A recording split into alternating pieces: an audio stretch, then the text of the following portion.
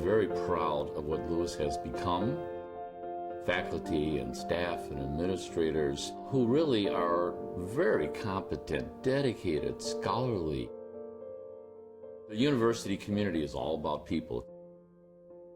Welcome to Lewis Spotlight. My name is Margaret Grabowski, and I'd like to share some of my life lessons with you.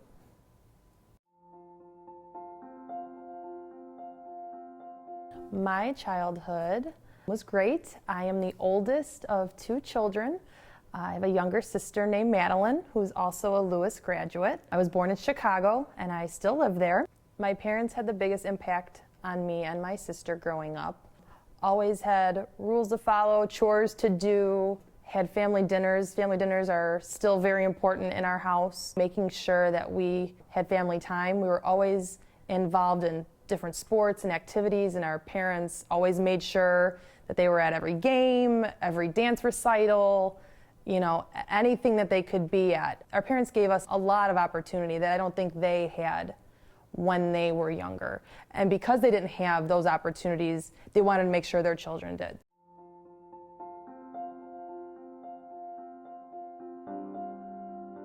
Something that stood out when you asked about my childhood was it was very important to my parents that my sister and I went to Catholic schools. And I've been blessed to have gone to Catholic schools my entire life. St. Lucy's for grade school, De La Salle Institute for high school, and Lewis University for my undergrad. And I'm currently a Lewis student again, earning my master's in organizational leadership.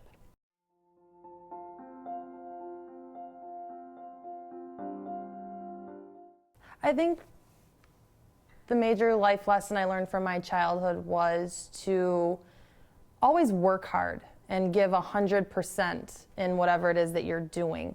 You never know who's watching you or who's observing you, and you always want to put your best foot forward, and you always want to be the type of person that could be described as hardworking, dependable, responsible. I believe that's the biggest life lesson I got from my childhood.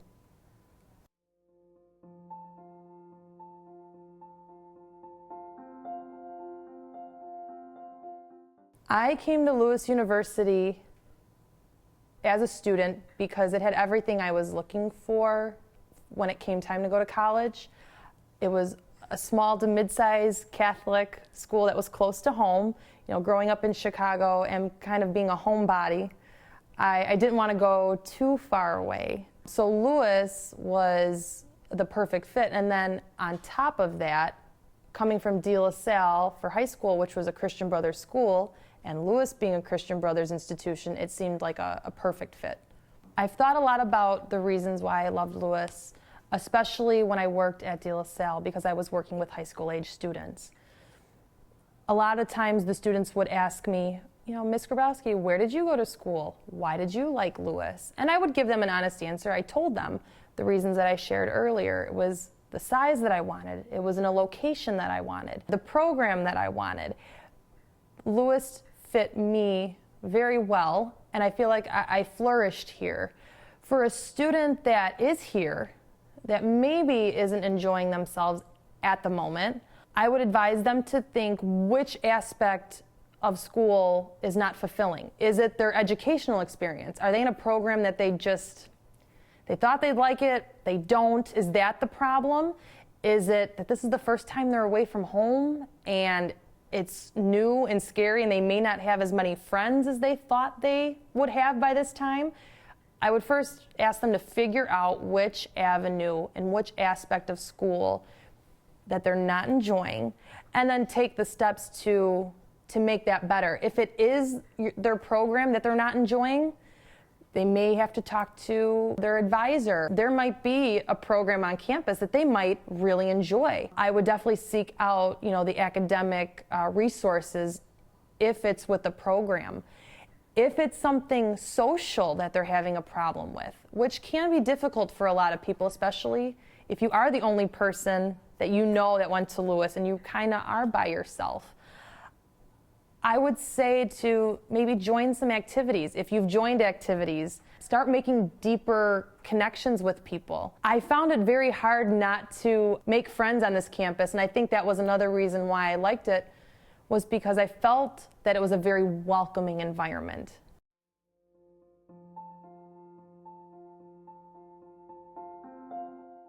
I wanted to come back to Lewis University to work and to be the assistant director of alumni relations because I stayed really connected to the university after I graduated. I was on our National Alumni Board and I came to different events and stayed really connected with everybody here.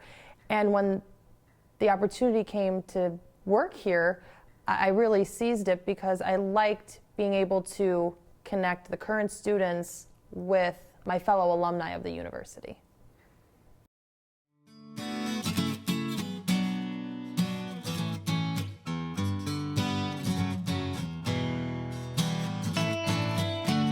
So come on in.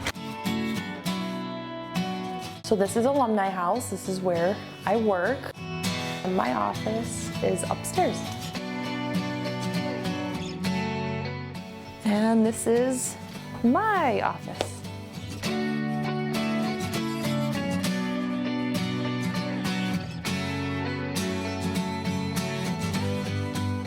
I work with the people who organize ICE class to get alumni volunteers to come to the last session of ICE, and they host like a Lewis Jeopardy game.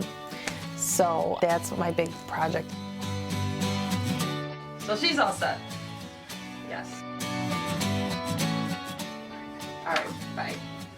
So once in a while I make visits with other alums, so I'll get to go out and either take them to lunch or coffee, but for the most part I'm here. It is very strange to come back to a place that you've once been a student and now you're an employee. I have a tendency to go back and work at places where I've been educated, though. This isn't my first time. I've worked at De La Salle after I graduated from Lewis for about 3.5 years, so I had that similar feeling of this is strange but exciting. I'm not a student anymore. I'm an employee. I work here. It's interesting to see the current students and to see all the wonderful things that they're doing and learning. And I actually reflect a lot on my time as a student. I think about, the different classes and different experiences that I had, but I also think, gosh, I wish I would have joined that club, or I wish I would have went on that trip.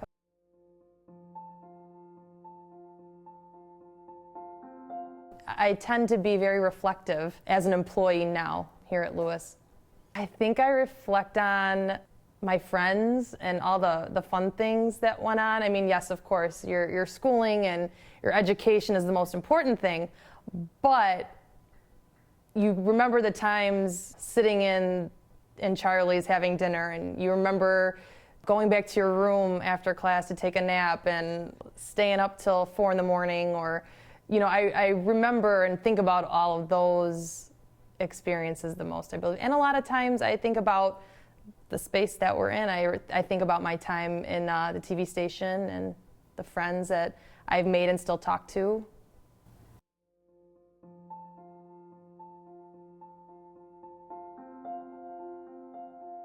What I like to do for fun, the first thing that stuck out in my head is I love to read. I keep actually a list of books that I want to read in my wallet.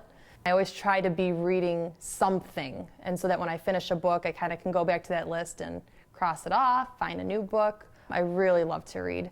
Well, especially from reading, I've learned so much. I've always liked to read, so even as a child, I always had a book in my hand. It's been interesting to see the people that have evolved into readers as they've gotten older.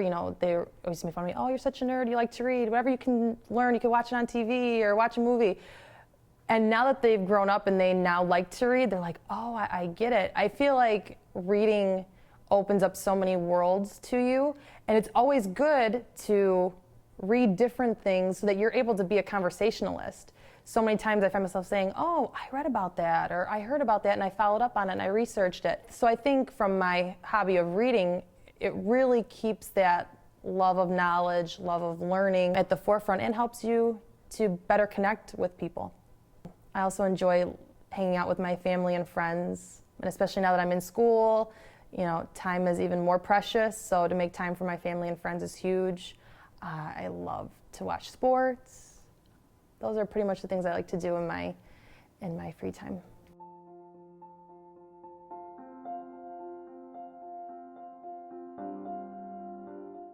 I think the biggest life lesson that I've learned that applies to my job is You need to meet people and you need to take a genuine interest in people.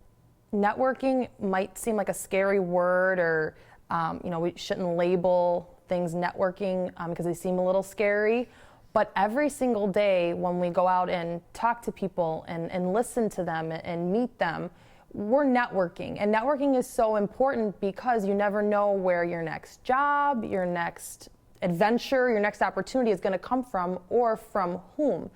When faced with adversity in work, and actually kind of in all aspects of my life, the first thing I do is, kind of sounds silly, but the first thing I do when faced with adversity is to stop and take a big breath and to kind of level myself out. And then I feel once I have that balance, I'm able to tackle the problem. So if it's something at work, it's something that I've done that I need to fix, once I take that breath, I'm ready to come up with solutions. At work, if I am having a bad day, after taking a breath and centering myself, I also kind of look to the things I keep on my desk as inspiration.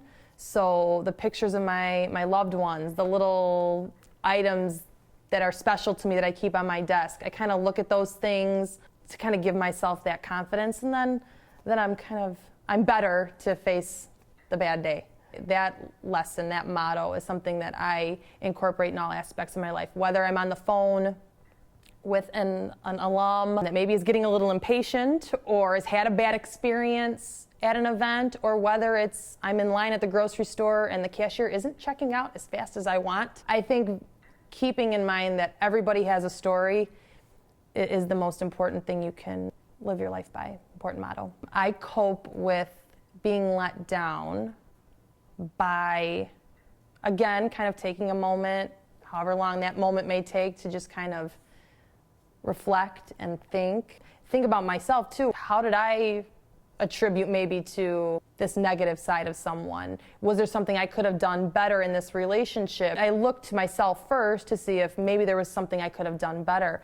And then you kind of make peace with that, and then you move on. I think the worst thing that you can do is hold on to negative relationships, whether they're with a friend or a significant other or a teacher or whoever the case may be. If there's a relationship that maybe has come to the end of the road, maybe it'll be picked up in the future, but I think the way to cope with it is to think about your part in the relationship, think about their part, and then make peace with it and move on. When I meet people, I expect the best of them. And I think the hardest thing that I've had to deal with are the handful of people, there haven't been many, that when I've expected the best, I haven't seen the best, and I've seen the negative side of people. Although it's tough to learn and tough to experience, I don't think that has changed my outlook on how to approach people. I'm still very positive and expect the best, but I'm still always very disappointed when I expect the best and see the worst. You never know what the other person is going through. And what I mean by that is, I believe sometimes we all are quick to judge a person, a situation, just from what we see. But I also believe we as humans are so much more complex than that. We are more than what the eye can see. There's so much more to us. And I think that the next time that we want to make a snap judgment or get impatient or get angry with someone, I think we need to take a step back and say to ourselves, maybe that person's got something going on that is making them be this way. Maybe I should cut them a little slack. I don't know the full story just from looking at a person or viewing a situation. And then on the same token, if we're having a bad day or something's going on in our life that is unpleasant or unhappy, I don't believe we should have free rein to take our unhappiness out on other people.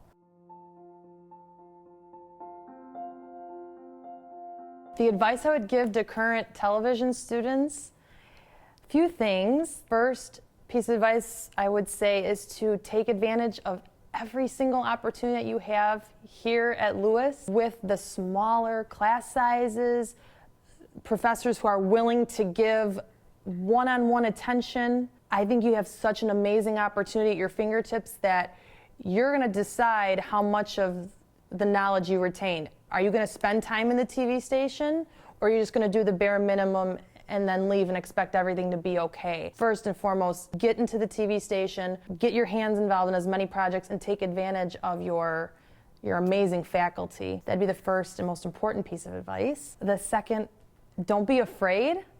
Try a bunch of different things. Try being in front of the camera, try producing, try doing audio, try doing graphics. You may not be the best at all of them, but you might be proficient in one aspect, but you're never going to know unless you try. So make sure you try every aspect of this business. And lastly, don't be discouraged. It could be tough. Not the easiest thing to get into. It's not the easiest to be interviewing someone and researching and making sure the lighting is correct and the audio levels are good. It's not easy, but stick with it and you'll do a good job. Thank you for watching Lewis Spotlight. I hope you've learned something from my life lessons.